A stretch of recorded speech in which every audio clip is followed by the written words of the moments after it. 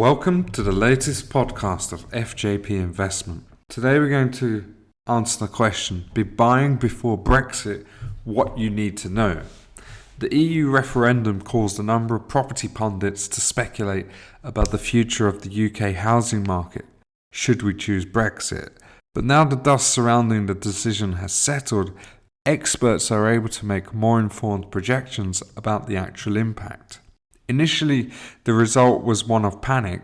A number of domestic buyers pulled out of transactions, but foreign buyers saw an opportunity to cash in on high-value properties for less as the pound dropped.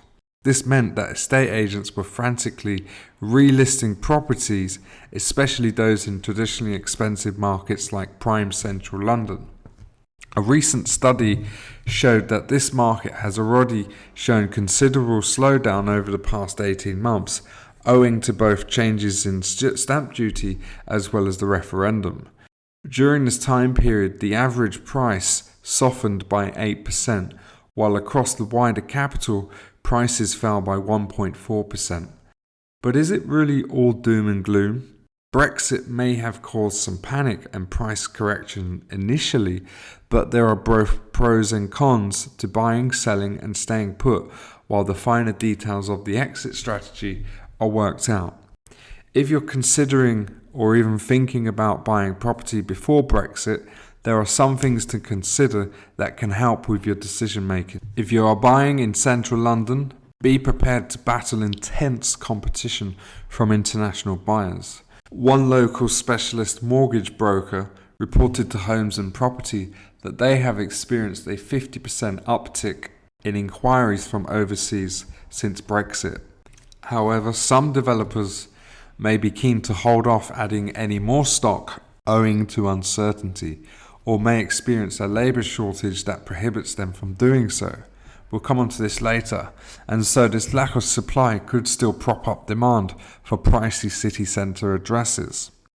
So the question is, are you a homeowner or an investor? This is something to consider when deciding whether or not to buy. For example, if you're a homeowner in need of more space owing to a growing family, as the saying goes, then needs must. People will always need to buy houses based on personal circumstances. For landlords, some experts have warned of rents becoming lower, given that potential reduced rates of immigration could lessen the demand for property. However, there are no immediate signs that this is likely to happen, and if anything, a softening of property prices could enable landlords to cover their mortgage and plenty more through rent, therefore actually increasing your cash flow. If you're an investor looking to buy your next property with cash, the current state of the lending market won't matter much to you. If you're a landlord or a home buyer looking to seek a mortgage, however, the fact that the interest rate is at a historic low of 0.25% is something many will want to take advantage of on a fixed rate basis. That said, lenders might tighten the criteria, which could make it potentially harder to obtain a mortgage. So why are you looking to buy? Worries about losing money on the sale of your current home due to price depreciation, needing to upsize or downsize, or relocating for work? They're all reasons that can impact your need to buy. You may wish to seize the opportunity of lower prices to take the first step onto the buy-to-let ladder. However, this will prove to be a false economy in an inflated rental market if the demand should wane. Working with an investment specialist, a financial planner, or even an estate agent can help you decide whether you're looking to buy for the right reasons. There have long been government plans to build more new homes, but these targets have yet to be met. Figures show that an estimated 12% of the nation's construction workers were born abroad, a figure that rises to 23% in the capital, and this is something that could naturally impact the ability to meet these targets post-Brexit. If stock lies empty, prices will depreciate, whereas the lack of supply in areas of high demand will support prices.